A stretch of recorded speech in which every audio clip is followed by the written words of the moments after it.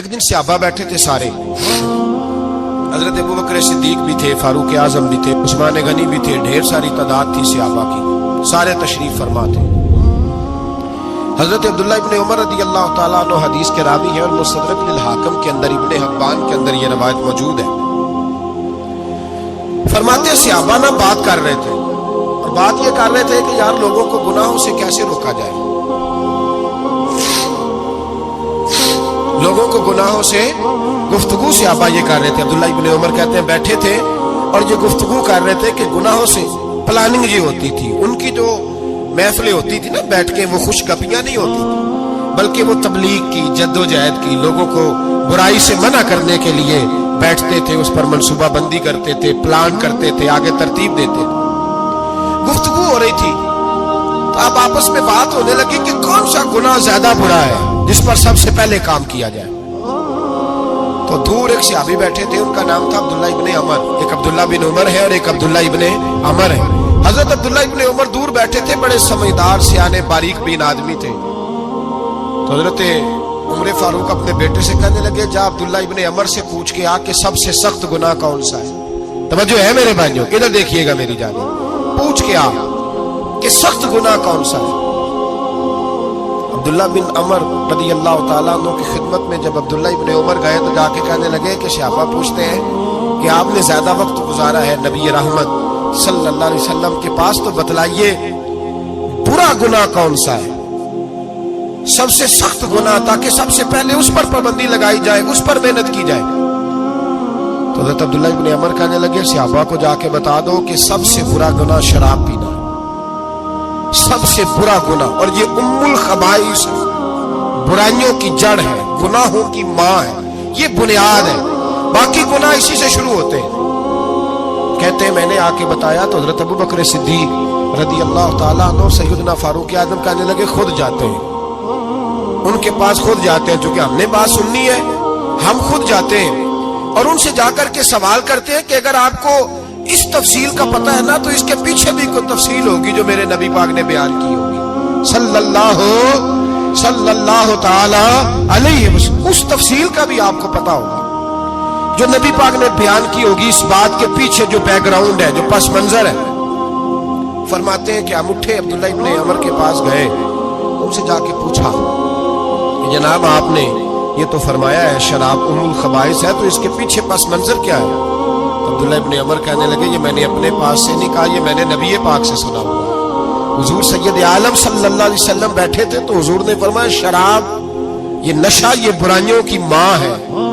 اور پھر حضور نے ایک مثال بیان فرمائی، نبی رحمت علیہ السلام نے فرمایا بنی اسرائیل کا ایک واقعہ ہے، ایک خوبصورت جوان تھا، ایک عورت کا دل آ گیا اس پر۔ یہ یاد رکھ لیں، ہم لڑکوں کو منع کرتے رہتے ہیں لیکن ہمیں گھر کی بچیوں پر بھی توجہ دینی ہوگی، ہمیں ان کے فون پر بھی نگرانی کرنی ہوگی، ہمیں وہاں بھی غور کرنا ہوگا، اس لیے کہ اگر کوئی بچی گنجائش نہ دے تو میرا خیال ہے کہ لڑکا جرت کرنے کی طاقت نہیں رکھتا، تو وہاں بھی ان کی اماں سے کہے کہ پابندی لگائے، بچی کسی کا موبائل لے کر کے کہیں اس کو استعمال تو نہیں کر رہی، اس پودے پر بھی توجہ دے، درخت بننے سے پہلے اس کی بھی نگرانی کریں، یہ بھی بڑا ضروری کام ہے۔ عورت کا دل آ گیا تو نبی پاک علیہ الصلوۃ والسلام فرماتے ہیں اس نے کوئی بہانہ لگایا، کسی کو کہا کہ اس نوجوان کو بلا کے لاؤ، اس کو کہو کہ ہم نے کوئی گواہی لینی ہے تجھ سے۔ وہ نوجوان آیا، ایک کمرے میں داخل ہوا تو اگلے کمرے میں لے گئے، وہاں داخل ہوا تو اس سے اگلے کمرے میں لے گئی، وہ داخل ہوا تو اسی طرح 7 مکفل کمروں میں لے گئی۔ میرے کریم رسول میرے محبوب پاک علیہ السلام فرماتے ہیں، صحابہ کو سمجھا رہے ہیں میٹھے لب و لہجے میں، فرماتے جب سب سے پچھلے کمرے میں لے گئی تو ایک لڑکا بندھا ہوا تھا وہاں رسیوں سے، شراب کا پیالہ پڑا ہوا تھا۔ بی بی کہنے لگی کوئی گواہی شواہی نہیں لینی، تجھے اس لیے بلایا ہے کہ تیرے اوپر دل آ گیا ہے، اب میرے ساتھ منہ کالا کر۔ تو وہ جوان کہنے لگا نہیں، میں نے اپنے نفس کو پاک رکھا ہوا ہے، میری نظر بھی پاک ہے، دل بھی پاک ہے، اور اس کی برکت یہ ہے کہ رب نے میری روح کو بھی پاک رکھا ہوا ہے، تو میں یہ حرکت نہیں کر سکتا۔ پاک لوگ پلید کاموں کی جانب توجہ نہیں کرتے، میں یہ حرکت نہیں کر سکتا۔ اقبال نے اپنے بیٹے کو دعا دی تھی اس نے کہا تھا حیا باقی نہیں ہے زمانے کی آنکھ میں، خدا کرے کہ رہے تیری جوانی بے داغ، خدا کرے کہ رہے تیری جوانی بے داغ۔ کہا میرے ساتھ منہ کالا کر، اس نے کہا میں نہیں کرتا۔ کہنے لگی چل پھر اس کو قتل کر، اس کو میں نے باندھا ہوا۔ اس نے کہا میں قتل کیوں کروں، میری کیا دشمنی ہے؟ کہا پھر شراب پیو۔ کہا میں شراب بھی نہیں پیتا۔ تو کہنے لگی اب تو میں نے تجھے اپنے چنگل میں پھانس لیا ہے، اب تو یہاں سے بچ کے جا نہیں سکتا، اور اگر تو باہر جائے گا تو میں شور کروں گی، لوگ جمع کروں گی، اس نے میری عزت آبرو پہ ہاتھ ڈالا ہے، تو بچ تو نہیں سکتا، ایک کام تو کرنا پڑے گا۔ محبوب فرماتے ہیں اس نوجوان نے سوچا کہ زنا بھی بہت بڑا جرم ہے، قتل بھی بہت بڑا گناہ ہے، چلو اب مجبوری ہے تو شراب پی لیتا ہوں۔ لیکن وہ سمجھا نہ کہ شراب تو بنیاد ہے۔ اس نے ایک پیالہ جو پیا، کہنے لگا ایک اور دے دو، دوسرا پیا تو کہنے لگا ایک اور دے دو۔ اب 3 پیالے 3 بوتلیں شراب جو پی چکا تو خماری چڑھ گئی۔ اب اس عورت کے قریب جانے لگا کہ میں تیرے ساتھ زنا کروں گا۔ اس نے کہا جب تک میں قریب نہیں آنے دوں گی جب تک تو اسے قتل نہ کرے۔ اس نے اسے قتل بھی کیا، زنا بھی کیا۔ تو محبوب فرمانے لگے یہ قتل اور زنا جو ہوا ہے تو یہ شراب کی وجہ سے ہوا ہے۔ گویا شراب وہ جرم ہے جو قتل بھی کرائے گی، جو زنا بھی کرائے گی۔ اور اگر آپ نشئی کو دیکھیں، اگر آپ شرابی کو دیکھیں تو کیا وہ ڈکیتیاں نہیں کرتا پھرتا، وہ چوریاں نہیں کرتا، وہ اپنی ہی ماں کا زیور نہیں بیچ آتا، وہ اپنی ہی بہن کا پڑا ہوا جہیز نہیں بیچ آتا، وہ اپنے ہی گھر میں ڈاکے نہیں ڈالتا، وہ اللہ کے گھر مسجد میں آ کر کے چوری نہیں کرتا۔ اس نے اس لیے کرتا ہے کہ یہ نشہ، یہ شراب، یہ ماں ہے گناہوں کی، یہ جڑ ہے۔ ملت کے لوگوں یاد رکھو، ایک صحابی تھے نعمان بن عبداللہ، کیونکہ عرب کے لوگ شروع سے شراب پیتے تھے، حرام نہیں، بعد میں حرام ہو گئی۔ ایک دن غلطی ہو گئی، شراب پی لی، پھر سے بھول گئے۔ اب کسی نے پرچہ نہیں کٹایا، مخبری نہیں کی، شکایت نہیں لگائی۔ جب نشہ اترا تو خود ہی خیال آیا یہ میں کیا کر بیٹھا ہوں، خود احساس تو احساس بھی نہیں نہ ہوتا۔ دوڑے آئے نبی پاک کی بارگاہ میں اور آ کے ہاتھ باندھے، یا رسول اللہ صلی اللہ علیہ وسلم مجھے پاک کر دے۔ آقا اور روتے جا رہے۔ حضور نے صحابہ سے کہا دیکھو اس کے منہ سے شراب کی بدبو آتی ہے؟ کہا حضور آ رہی ہے۔ ماں زیادہ پیار کرتی ہے جو رسول پاک؟ باپ زیادہ پیار کرتا ہے کہ نبی پاک؟ حضور بھی رحمت للعالمین ہے امت کے لیے، لیکن جب ثابت ہو گیا نا کہ شراب پی ہے تو پھر میرے محبوب نے فرمایا اب اس کی اصلاح ضروری ہے، حکم دیا۔ اور جب بات کی تو جاہو جلال کے عالم میں کی، روب اور دبدبے، فرمایا لے جاؤ باہر، ستون سے باندھو، کوڑے مارو۔ حضرت ابو ہریرہ کہتے ہیں اسے کوڑے لگ رہے تھے، کوڑے۔ تو میرے نبی پاک اندر بے چینی کے عالم میں ٹہل رہے تھے، کبھی ادھر جاتے کبھی ادھر جاتے، کبھی ادھر آتے کبھی ادھر۔ یا رسول اللہ صلی اللہ علیہ وسلم آپ اس کے لیے یہ کر رہے تو شراب پی کے آیا ہے۔ تو میرے حبیب نے فرمایا تو نے غلطی کرنا دیکھا ہے، احساس کرنا نہیں دیکھا، خود چل کے آنا معافی مانگنا نہیں دیکھا؟ میرے نبی پاک نے فرمایا غلطی ہوئی ہے تو میں نے سزا بھی دی ہے، اور مجھے امید ہے آئندہ غلطی کرے گا بھی نہیں۔ لیکن غلطی ہو گئی تو کیا ہوا، وہ خدا سے بھی پیار کرتا ہے، محمد مصطفیٰ سے بھی پیار کرتا ہے۔ ان لوگوں کو معاشرے سے کاٹے نا، ان کو جہاز کہہ کے نشئی کہہ کے کاٹے نا، یہ کسی ماں کی آنکھوں کے تارے ہیں، یہ کسی بہن کے راج دلارے ہیں، کسی بیوی کے سر کا تاج ہے۔ کوئی بیٹی انتظار کر رہی ہے کہ میرا باپ شام کو گھر آئے گا۔ او بھائیو، ان پر محنت کرو، ان کے علاج کراؤ، جدوجہد کرو ان کے لیے، انہیں توبہ کی طرف لاؤ۔ میرے شیخ پیرانے سلسلہ حضرت جنید بغدادی رحمت اللہ تعالیٰ علیہ تقریر کر رہے تھے تو ایک شرابی پہ اثر ہو گیا، دوڑا ہوا آیا، کہنے لگا حضور ہر روز شراب پی ہے، 40 سال ہو گئے شراب پیتے، آپ کی باتیں دل کو لگ گئی ہیں، لیکن آج توبہ کروں گا تو اللہ معاف کر دے گا۔ حضرت جنید بغدادی فرمانے لگے تیرا کوئی انتظار کر رہا ہے؟ تو کہنے لگا حضور نشیوں کا، شرابیوں کا کون انتظار کرتا ہے؟ کچھ زمانہ اماں انتظار کرتی تھی، اب سمجھ گئی وہ نہیں آئے گا، कौन इंतजार करता है? समझ गई वो नहीं आए। कुछ अरसा बीवी ने इंतजार किया, समझ गई किसी नाली में पड़ा होगा, नहीं आए। बहन भाई बाल बच्चे इंतजार करना छोड़ गए, अब मेरा कोई नहीं इंतजार कर रहा। हज़रत जुनैद बगदादी रो पड़े, फरमाने लगे नहीं, रब की रहमत तेरी तौबा का अभी भी इंतजार कर रही है, खुदा का करम तेरी तौबा का इंतजार कर रहा है, आजा, दरवाजा खुला हुआ। लौट आया, वो शख्स कहता है जब बात सुनी तो अल्लाहु अकबर कहा, कपड़े फट गए, कदमों में गिरा, वुजू किया, गुस्ल किया, मस्जिद आया, कहने लगा या अल्लाह तू वाकई राजी है, वाकई राजी है। तो फरमाते हैं जब वो रो रो के ये दुआ कर रहा था तो मस्जिद के हर कोने से आवाज आने लगी, तूने सच्ची तौबा कर लिया तो तेरा रब राजी हो गया है, इनको पकड़ के लाओ। और हजरत जुनैद ने ये बात सीखी कहां से? हजरत सीरी सख्ती से। हजरत सीरी सख्ती आपके मुर्शद तो गुजर रहे थे गली में, एक दरख्त के नीचे रश बड़ा था, दरख्त था तो लोग वहां इकट्ठे थे, रश था तो आपने कहा जुनैद पता तो कर यहाँ क्या है। लोगों ने कहा हुजूर एक शराबी शराब के नशे में मस्त ऑल फॉल बोल रहा है और लोग तमाशा देख रहे हैं। हजरत गए, छड़ी हाथ में थी, जवानों से कहा चलो निकलो भागो, सब लोग चले गए।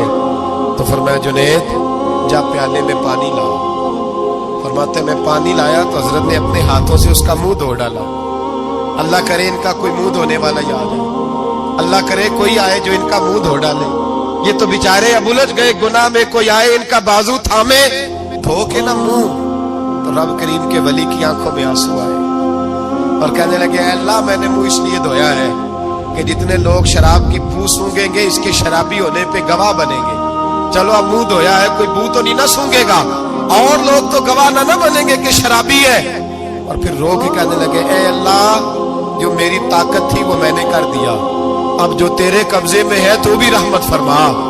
मेरी ताकत में मुंह धोना था, मैंने धो डाला है, तू दिल धो दिया करता है, मेहरबानी कर इसके दिल को भी सफाई अता फरमा दे। ये कह के चले गए। फरमाते हज़रत जुनैद में तहज्जुद का वुजू करा के जनाबे सीरी सख्ती को मस्जिद में लेके पहुंचा तो वो शराबी मुझसे पहले मस्जिद में बैठा हुआ था और आवाजें आ रही थी, सिर्री तूने मुंह धोया था तो हमने दिल भी धो डाला। थोड़ा इनके बाजू थामो। अगर हुकूमतें तगाफुल बरसती हैं, गफलत करती हैं तो उम्मत को, बाकी लोगों को तो जागना चाहिए, पर मेहनत करो, इन्हें बचाओ, वरना इनकी दुनिया तो खराब हो ही गई, आखिरत भी बिगड़ जाएगी। आखिरत में अब्दुल्ला बिन मुबारक रहमतुल्लाह अलैह फरमाते एक आदमी को थोड़ा सा मेरे पास आया जाया करता था, कुछ उसने थोड़ा सा सीखा था फिर छोड़ गया। एक दिन उसकी बीवी का पैगाम आया कि हुजूर आपके पास आया करता था, अब तो मौत का वक्त करीब आ गया है, मेहरबानी करें तशरीफ लाएं। अब्दुल्ला बिन मुबारक फरमाते मैं उसके घर गया तो उस पर सकरात का आलम था, सकरात मौत तारी थी, मैं समझ गया कि अब इंतकाल कर जाएगा। तो फरमाते मैंने उसके पास कलमा पढ़ना शुरू कर दिया, ला इलाहा इल्लल्लाह। जब किसी के पास जाए ना मर्ज़े वफात में तो उसे कहना नहीं चाहिए कलमा पढ़, क्योंकि उलमा फरमाते हैं कि उस पर तो मौत का सकरात की सख्ती है। हो सकता है आप कहें तो उस परेशानी में वो कह दे मैं नहीं पढ़ता, तो उसके लिए बड़ी मुसीबत खड़ी हो जाएगी ये लफ्ज कह के। तो आप इस तरह करें जब जाएं तो उसके सामने जाके क्या कहें, कलमा पढ़ना शुरू कर दे, पढ़ना शुरू कर दे, ला इलाहा इल्लल्लाह, ये आवाज देनी शुरू करें, वो भी आपको देख के पढ़े करें। तो हजरत अब्दुल्ला बिन मुबारक कहते मैं गया तो उस पर मौत तारी थी, मैंने उसके सामने ना बुलंद आवाज से कलमा पढ़ना शुरू कर दी। तो वो सारी बातें करता, लेकिन जब वो कलमा पढ़ना चाहता ना, ला इलाहा इल्लल्लाह मुहम्मदुर रसूलुल्लाह सल्लल्लाहु अलैहि वसल्लम, उसकी जुबान से निकलता नहीं था। फरमाते मैं बड़ा परेशान हुआ, मैंने उसको कहा तू क्या कर रहा है? तो वो रो पड़ा, कहने लगा हुजूर मैं कोशिश करता हूँ, बाकी सारे लफ्ज निकलते हैं, आपसे बातें भी कर रहा हूँ, पर जब मैं कलमा पढ़ता हूँ तो मेरी जुबान पर जारी नहीं होता। हजरत फरमाते थोड़ी देर गुजरी कि उसकी रूह परवाज कर गई। मैं बड़ा परेशान था, रोज ये बात मेरे जहन में घूमती थी कि वजह क्या थी। एक दिन मुझे ख्वाब में मिला, अल्लाह अकबर, तो फरमाते उसका सारा जिस्म जख्मी था। मैंने कहा तुझे क्या हुआ? और कलमा न पढ़ने की वजह? कहने लगा हुजूर मेरा रब मुझसे नाराज है और मैं बड़ी तकलीफ में हूं, मेरे लिए दुआ करें। फरमाते मैंने कहा तेरी गलती क्या है? کہنے لگا سارا زمانہ روکتا تھا پر میں ہر جمعرات کو شراب پیا کرتا تھا، ہر جمعرات کو میں شراب پیتا تھا، ماں روکتی، بہن روکتی، بھائی روکتے، رشتہ دار روکتے، میں ہر جمعرات ہفتے میں ایک دن پیتا تھا۔ اس کا نقصان یہ ہوا کہ مرتے وقت میری زبان پہ کلمہ بھی جاری نہیں ہوا۔ میرے رسول پاک سید عالم صلی اللہ علیہ وسلم کو صحابہ نے بتایا کہ یا رسول اللہ صلی اللہ علیہ وسلم ایک آدمی شراب اتنی پیتا تھا کہ شراب کے نشے میں مر گیا ہے، نشے کی حالت میں مر گیا ہے۔ میرے حبیب نے فرمایا قیامت کے دن اٹھے گا تو اس کے منہ سے بھی شراب کی بدبو آ رہی ہو، اسی حال میں اٹھایا جائے گا اور سزا دی جائے گا۔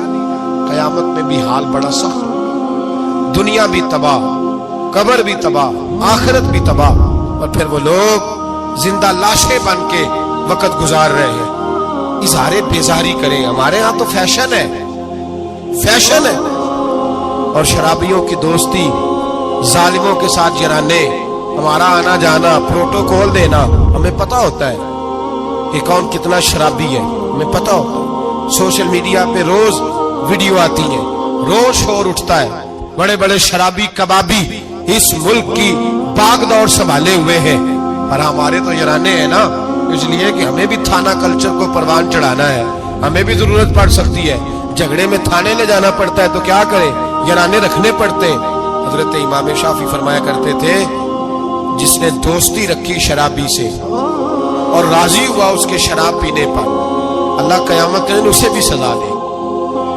حکم یہ ہے کہ اسے سمجھاؤ، بہلاؤ، قائل کرو، سختی کرو، دوستی توڑو، پھر بھی باز نہ آئے تو رخ موڑ جاؤ، پھر اس کے ساتھ تعلق رکھنے کی اجازت نہیں ہے میرے بھائی۔ اور ہمارے ہاں تو یہ چودھری اور وڈیرا اور سپہ سالار ہونے کی علامت ہے نا، اب یہ علامت ہے نا جناب، مال آ جائے تو پھر کہتے ہیں وہاں، اور میں نے تو شروع میں کہا تھا اب لوگ اس کو فخر کا باعث جانتے ہیں۔